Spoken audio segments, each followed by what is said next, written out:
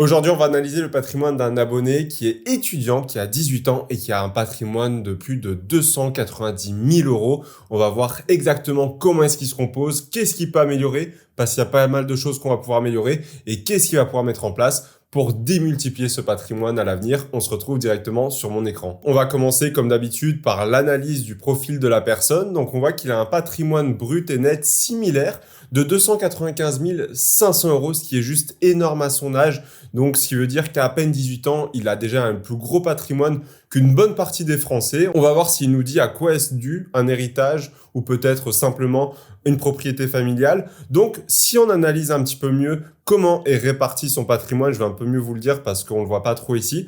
Premièrement, on voit ses terres et immobiliers. Donc, il m'a précisé que c'était des terres agricoles, peut-être de sa famille ou autre. De l'immobilier, il a déjà sa résidence principale, ce qui est incroyable. Et il m'a bien précisé que ce n'était pas celle de ses parents, mais bien la sienne. Ensuite, deuxième plus grosse position, c'est la banque. Il a notamment des livrets, des LDDS, je crois qu'il m'a précisé. Ensuite, nous ne le voyons pas sur le graphique, mais il a une assurance vie. Et pour finir, il a commencé très récemment à investir en bourse à hauteur d'à peu près 2% de son patrimoine, si je ne dis pas de bêtises. Donc pour son profil, comme je vous l'ai dit, il a 18 ans actuellement, il est en BTS et en alternance. Forcément, c'est toujours plus pratique. C'est une bonne solution si vous ou si vous pouvez avoir une alternance. Pourquoi? Parce que votre école est payée par votre employeur et vous pouvez dégager un salaire plus ou moins conséquent suivant votre âge, vos études, pour pouvoir investir. C'est quelque chose que je fais moi actuellement de mon côté. Et donc, il touche actuellement 1100 euros. Il faut savoir que quand tu es alternant, c'est généralement net. Il n'y a pas de brut. Donc ça, c'est extrêmement bien.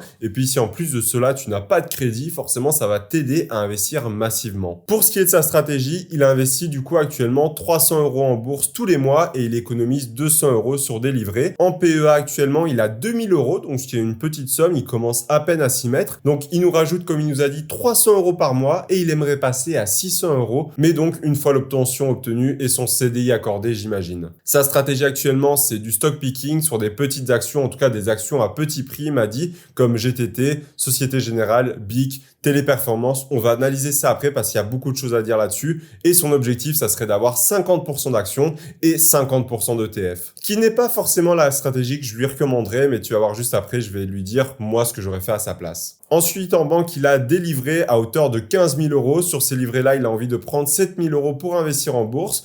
Il a également une assurance vie qui est assez commun. Donc, c'est 10 000 euros placés sur des fonds euros. Et comme la banque, il aimerait tout virer en fait sur son PEA. On va voir par la suite si c'est une bonne ou une mauvaise idée. J'ai déjà mon petit avis là-dessus. Peut-être que toi aussi. D'ailleurs, n'hésitez pas à me dire en commentaire si vous changerez certaines choses dans sa stratégie. N'hésitez pas à lui donner des conseils suivant votre expérience qui sera différente de la mienne. Et si d'ailleurs tu veux passer en vidéo, n'hésite pas à remplir le formulaire, c'est le premier lien en description et tu auras peut-être la chance de passer et que j'analyse ton patrimoine. En immobilier maintenant, il a envie d'investir dans du locatif et une nouvelle résidence principale. Donc il nous dit qu'il aimerait mettre en location en fait sa RP actuelle dans l'objectif de couvrir le crédit de sa nouvelle résidence principale et aussi il profite actuellement en fait de 3 000 euros par an de fermage pour des crédits immobiliers futurs, notamment en fait pour en fait son envie d'investir dans le locatif. Du coup, ça fait partie de ses terres agricoles, j'imagine. Et enfin, son objectif, c'est d'atteindre une liberté financière le plus tôt possible, un peu comme tout le monde, j'ai envie de dire,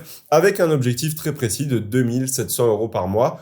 On va voir comment est-ce qu'il va pouvoir y arriver dès maintenant. Donc, premièrement, je vais un peu réagir à ce que tu m'as dit comme proposition. Tu m'as notamment dit au niveau de la banque et de l'assurance vie que tu as envie de virer une grande partie vers ton PEA. Je serais d'accord et je ne serais pas d'accord sur tout ce que tu m'as dit. Premièrement, avec les banques où tu as 15 000 euros sur un livret et que tu as envie de prendre 7 000 euros pour l'investir en bourse, je ne te le recommanderais pas. Pourquoi? Parce que tu me dis en même temps que tu as envie d'investir dans du locatif, acheter une nouvelle résidence principale. Et ça, malheureusement, les banques, en fait, elles vont vouloir avoir soit un apport, soit avoir une minimum de garantie que tu as de l'argent chez eux et que tu sais bien gérer ton argent. Premièrement. Deuxièmement, quand tu as deux locations, parce que tu me parles de mettre en location ta résidence principale actuelle, mais en plus d'acheter un nouvel appartement pour investir dans le locatif. Et donc, forcément, ça va t'engranger des frais. Peut-être que tu auras un problème de pompe à chaleur, peut-être que tu auras également un problème personnel de voiture ou autre. Et parfois, tu auras énormément de frais qui vont s'engendrer. Parfois, tout ira bien, évidemment, ça dépendra des cas. Ça, on ne le prédit pas à l'avance. Mais pour cela, le mieux, c'est d'avoir un minimum de fonds de sécurité de côté. Et pour moi, d'ailleurs, qui veut investir dans l'immobilier locatif, je compte mettre 1 an de côté facilement, soit l'équivalent entre 18 et 24 000 euros suivant les gens de côté. Pourquoi? Parce que je garde 6 mois de côté pour des pépins personnels, de santé, de voiture, de plomberie et des pépins professionnels. Peut-être que demain, mon ordinateur va lâcher. Peut-être que dans mon immobilier, eh bien, il va y avoir une fuite d'eau. Je vais devoir peut-être appeler un plombier ou peut-être qu'un locataire ne va pas me payer. Eh bien, tout ça peut créer des frais supplémentaires à mes frais inhabituels déjà perso. Donc, je préfère avoir 1 an de côté. C'est pour ça que je ne te recommanderais pas de virer cette partie-là vers la bourse, mais plutôt de la garder sur tes livrets, même si tu perds de l'argent. Pour ton assurance vie, par contre, là, c'est totalement différent. Tu es en fonds euros, ça rapporte quasiment rien. Honnêtement, pour moi, ça paraît pas du tout déconnant de tout virer vers ton PEA. Ça ne me poserait aucun problème personnellement. En plus de cela, vous le savez peut-être, mais je n'ai absolument aucune assurance vie encore à l'heure actuelle. Donc, pour moi, tout virer vers ton PEA, il n'y a aucun souci, sachant que tu aurais déjà ton épargne de sécurité de 15 000 euros, qui est quand même largement suffisante. Pour certains, 3 à 6 mois suffirait, mais quand tu pars dans du locatif, quand tu diversifies tes activités, je te recommanderais plutôt 1 an. D'ailleurs, au moins, tu es sûr de te lancer dans de nouvelles activités si tu en as envie ou de couvrir même certaines mensualités si tu as des vacances locatives. Mais donc, pour ta stratégie assurance vie, là-dessus, il n'y a aucun souci. Mais maintenant, j'ai envie de revenir un petit peu sur ton PEA. Du coup, tu me dis que tu investis que 300 euros par mois. Je ne comprends pas pourquoi tu n'investis pas directement 500 euros. Tu as déjà 15 000 euros en banque. Tu n'as plus besoin en fait de renflouer sur des livrets. Honnêtement, tu peux prendre tes 200 euros d'économie et les rebasculer en fait vers ta bourse. Certes, c'est bien de montrer à ton banquier que tu sais épargner, mais là, tu as déjà 15 000 euros, donc c'est largement suffisant. Maintenant, je te recommanderais de maximiser tes investissements sur des actifs réellement intéressants.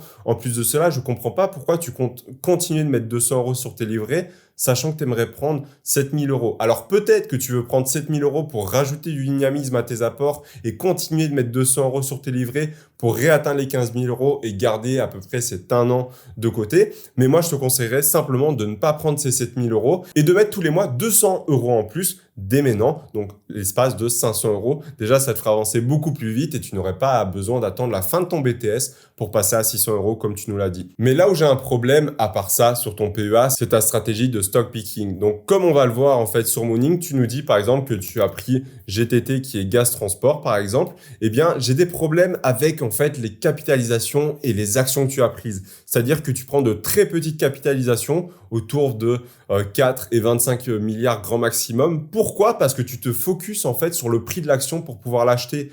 Alors certes, je sais qu'en PEA, tu ne peux pas en fait investir dans des fractions d'actions et que tu es obligé d'acheter à l'unité, mais force-toi d'acheter quand même des belles actions. Je ne sais pas si tu as fait toutes les analyses, mais pour moi, il y a certaines choses qui clochent. Dans Gaz Transport, honnêtement, ça a l'air d'être une action qui n'a pas l'air si mauvaise que ça. Voilà, le cours est très beau et un beau chiffre d'affaires, mais que je vois par exemple que tu investis en fait dans l'entreprise BIC. Là, par exemple, c'est pas pour moi vraiment le meilleur investissement que tu pourrais faire en PEA. Tu as bien mieux, tu as Air Liquide, tu as du Vinci, tu as du Total, profites-en. Tu vois, son croissance en dividende sur les 5 dernières années, il nous a fait moins 9%. Tu vois que c'est une très petite capitalisation. Tu vois également que son cours, honnêtement, il donne pas vraiment envie. Rien que ça, déjà, moi, ça ne me ferait même pas investir et aller plus loin pour chercher en fait des investissements. Le Covid est passé par là. Certes, il remonte un petit peu, mais on voit que ça a largement baissé. Le chiffre d'affaires, il est un petit peu en dents de scie, même s'il remonte ces derniers temps.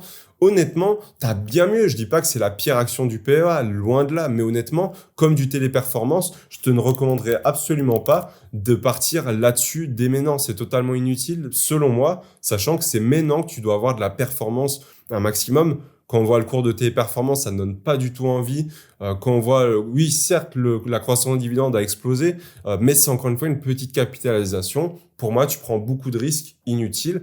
Si tu veux vraiment avoir des actions qui coûtent pas très cher, mais qui sont quand même très bien selon moi, tu peux prendre du Air Liquide, par exemple, qui est à 163 euros, qui est largement dans tes moyens avec un cours en hausse constant. Tu vas pouvoir prendre, par exemple, du Total Energy, qui est certes, lui, un cours un peu plus stable, mais qui est quand même assez beau à regarder pour 56 euros. Tu as, par exemple, je dis aussi une bêtise, du Vinci, qui est très bien également et que, d'ailleurs, je surveille de mon côté. Donc, pour moi, honnêtement, tu as de très belles actions en PEA. Ne t'embête pas à regarder uniquement le prix de celle-ci pour lesquelles acheter. Sinon, ça va te causer énormément de tort. D'ailleurs, analyse-les plus en détail que ça, parce que tu m'as pas précisé, mais si tu analyses que le prix, ça peut être très mauvais. Si tu ne sais pas comment faire, je t'ai fait une vidéo spécialement sur le domaine ici, une formation offerte sur YouTube pour analyser des actions individuellement. Enfin bref, on va pas toutes les faire, mais donc j'aime pas trop ta stratégie et je serais fort à parier que ton PEA est certainement perdant actuellement parce que c'est pas les plus belles actions et les plus dynamiques et les plus fortes en termes de croissance. Là où aujourd'hui tu as de très belles actions en PEA, on va pas se mentir, comme du LVMH, etc.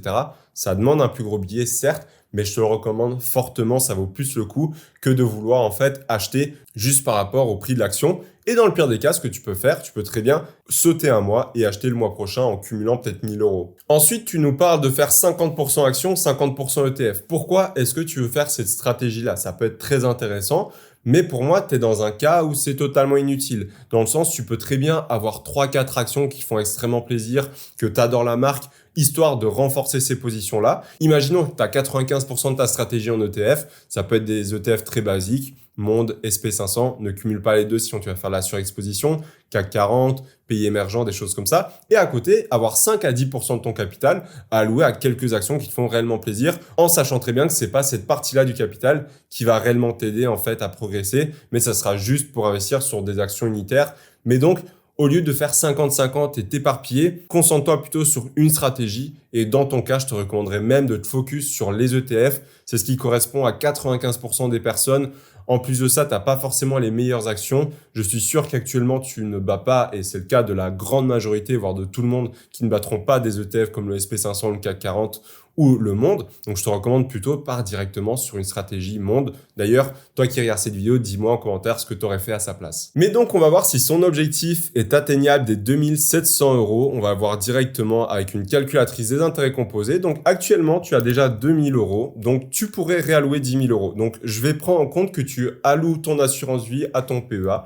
Donc, tu aurais 12 000 euros dans ce cas-là si tu prends les 10 000 euros. Que tu mets 600 euros parce que c'est ce que tu vas mettre après ton BTS et tu pourrais limite mettre 500 euros dès maintenant, une fois par mois du coup, à 10% par an. Je prends la fourchette haute, mais c'est tout simplement la moyenne historique du SP500.